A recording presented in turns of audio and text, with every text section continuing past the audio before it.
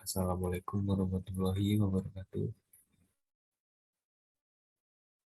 Saya Ilman Zahar dengan NPM 21540271014 ingin mempresentasikan tentang sistem pelumasan motor bakar.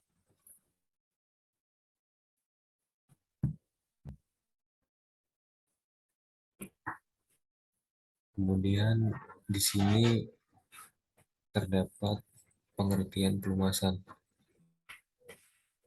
Pelumasan adalah satu sistem atau rangkaian pada kendaraan di mana harus ditampung atau disedot, disaring, kemudian didistribusikan secara menyeluruh ke setiap bagian mesin. Pelumas yang digunakan pada sistem ini adalah oli yang mampu masuk ke celah mesin yang terkecil.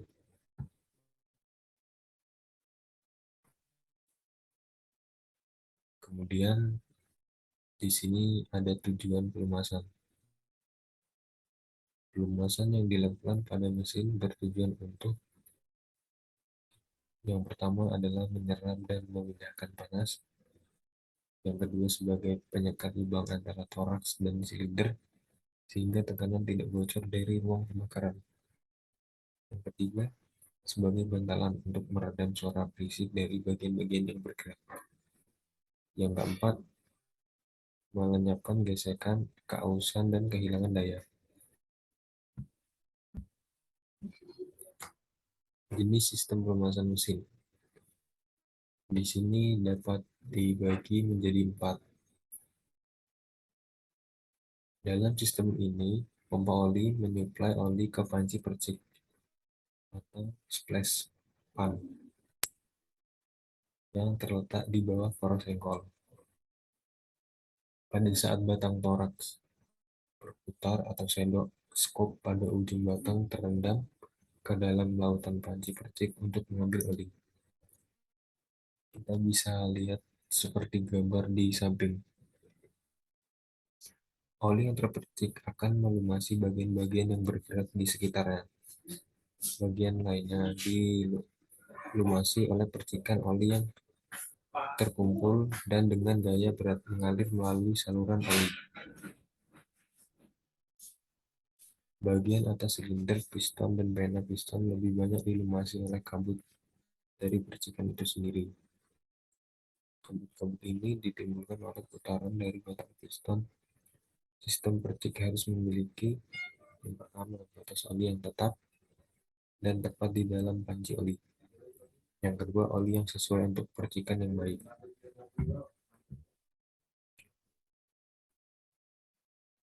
Kemudian, sistem ini pompa oli langsung mensuplai oli ke saluran atau galeri utama dalam blok mesin. Dalam galeri utama ini ditekan melalui saluran ke bantalan-bantalan utama atau main brings. Bantalan-bantalan piston, connecting rod bearings, bantalan poros cam atau camshaft bearing, poros lengan atau rocker arm shaft, saringan atau filter, dan unit pengindra oli, sending unit.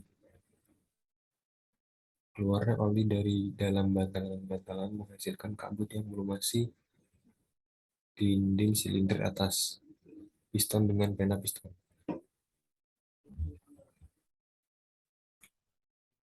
Kemudian di sini yang ketiga, jenis sistem pelumasan mesin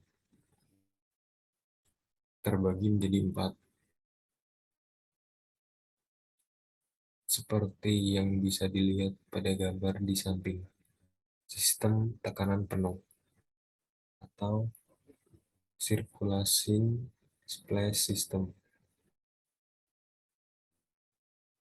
Sistem ini selangkah lebih maju dari sistem terdahulu. Oli tidak saja ditekan ke crankshaft bearing, rocker arm shaft, filter, dan sanding unit, Tapi oli dialirkan juga dengan pompa kebantalan pena piston. Bantalan pena piston dilunasi melalui saluran dalam batang penggerak piston, dinding silinder, dan piston dilumasi oleh pengeluaran oli. Bantalan pena piston atau bantalan batang torak piston.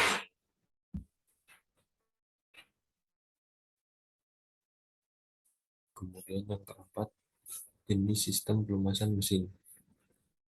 Sistem pelumasan dapat dibedakan menjadi 4 sebagai berikut. Sistem campur.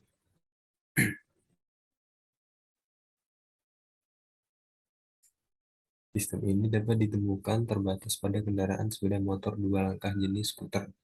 Oli pelumas mesin dicampur bersama bensin di dalam tangki bensin. Kemudian selanjutnya adalah komponen sistem minyak pelumas. Berikut adalah komponen dalam sistem pelumas mesin. 1. Karter atau panci. Karter atau panci oli terletak pada bagian bawah engine untuk menyimpan oli yang diperlukan untuk pelumasan engine. Contoh gambarnya seperti yang di samping.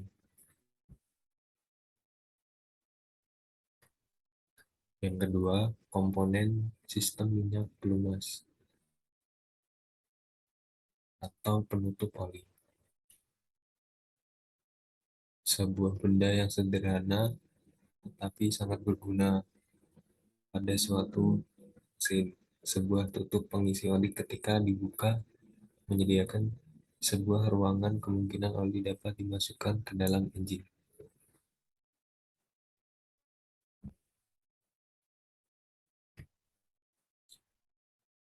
Yang ketiga, komponen sistem minyak pelumas atau tongkat kedalaman atau yang sering disebut dengan tongkat pengukur kapasitas oli. Tongkat kedalaman merupakan batang yang dapat dicabut dengan mudah, yang digunakan untuk menjelaskan jumlah oli engine dengan benar.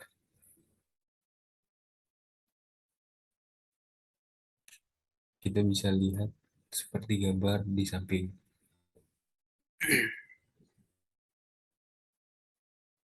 Di gambar terdapat aspir stop atau pulir untuk mengencangkan tutup oli. Kemudian di bawahnya ada batas atas dan batas bawah.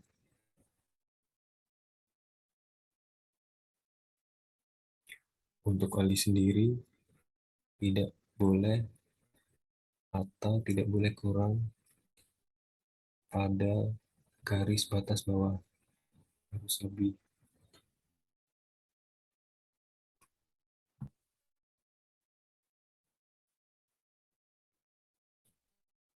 Kemudian yang keempat ada pompa oli. Pompa oli mensirkulasikan oli engine ke komponen-komponen engine untuk memberikan pelumasan kepada bagian yang bergerak sehingga mencegah keausan akibat gesekan yang sangat panas.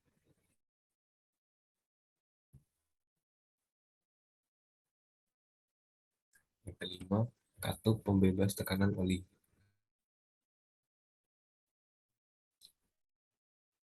Katup pembebas tekanan oli memungkinkan tekanan oli yang berlebih untuk kembali ke panci oli, termasuk ketika engine dingin, oli pekat, untuk mengurangi kemungkinan kerusakan komponen sistem pelumasan. Kemudian bisa dilihat pada gambar di samping, semua minyak jalan lurus dari saringan menuju ke serambi minyak utama. Kemudian di situ ada saringan, tempat penyimpanan minyak utama, katup pelepasan tekanan, dan pompa minyak.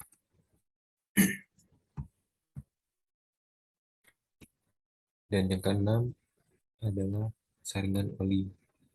Sebuah saringan oli dipasang untuk menghalangi partikel-partikel kotoran terbawa masuk oleh oli engine. yang dapat menimbulkan kerusakan engine. Katup bypass dipasangkan yang kemungkinan oli tidak tersaring dan masuk ke engine dengan jalan pintas ketika saringan buntu atau penuh kotoran.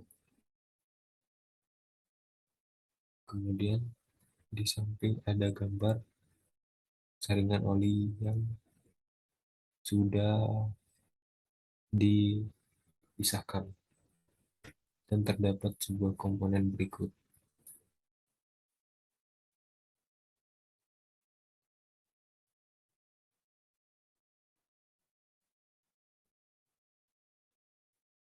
Dan yang ketujuh, pipa oli. Saluran serambi utama dan pipa-pipa sebagai di pelumas menuju engine. Pipa ini sebagai jalan untuk mengalirnya oli ke engine. Dan untuk pipanya sendiri harus sering-sering diperhatikan supaya tidak mengalami kebocoran atau pengkeroposan, supaya oli tidak bocor dan tetap masuk menuju ke engine.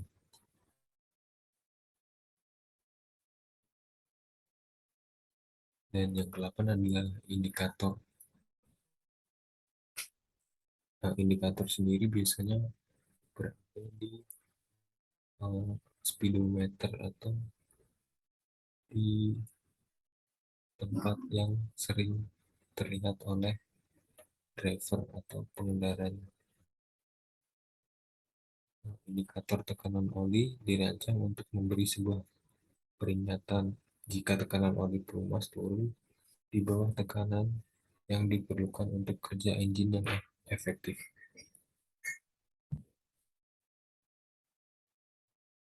Dan yang ke-9, pendingin oli. Pendinginan oli sesuatu yang dipasangkan untuk mendinginkan oli pelumas dengan memindahkan kelebihan panas dengan pendingin udara yang dilewatkan pada inti pendinginan. Kemudian bisa dilihat pada gambar berikut.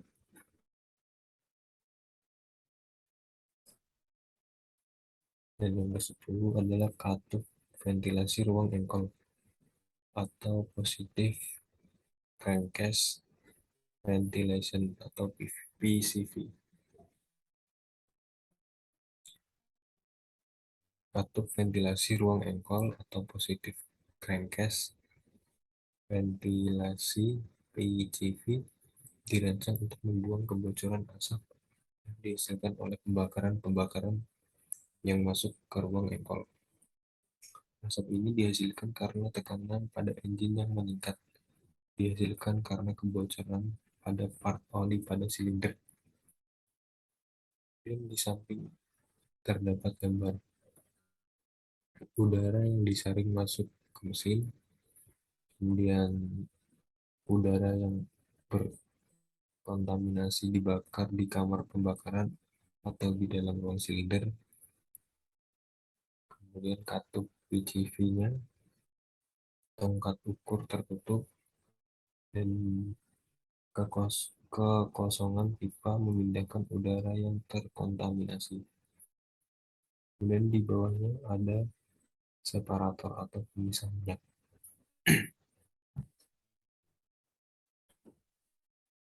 Kemudian di sini ada fungsi minyak pelumas.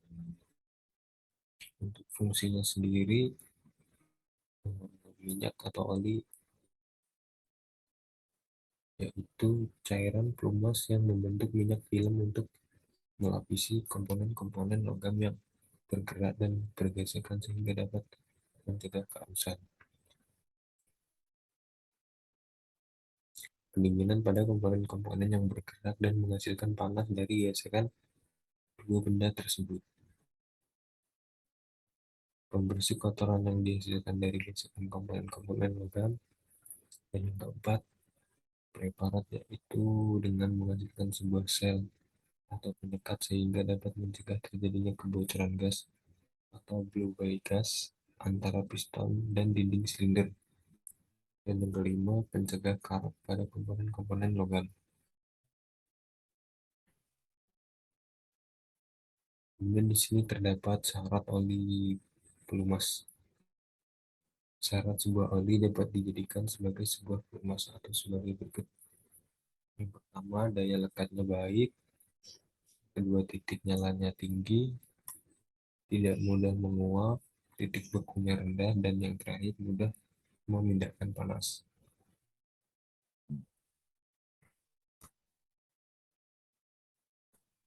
Sistem penyaringan minyak pelumas. 5 kondisi umum yang menyebabkan oli pelumas menjadi kotor.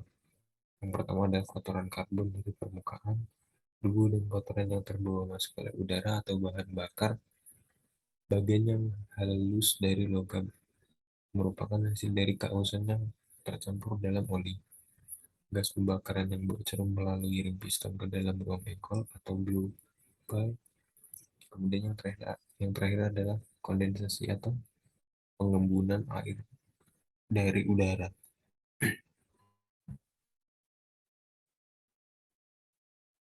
Kemudian menentukan jenis pelumas.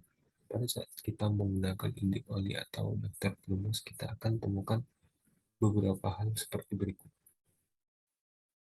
Penggunaan oli yang berbeda untuk bensin, diesel, dan turbo, kendaraan baru dan kendaraan lama.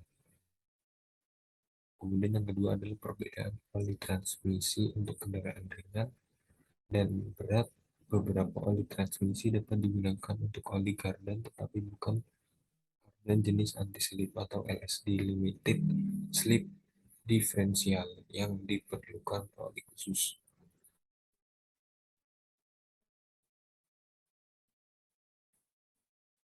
Sekian presentasi dari saya.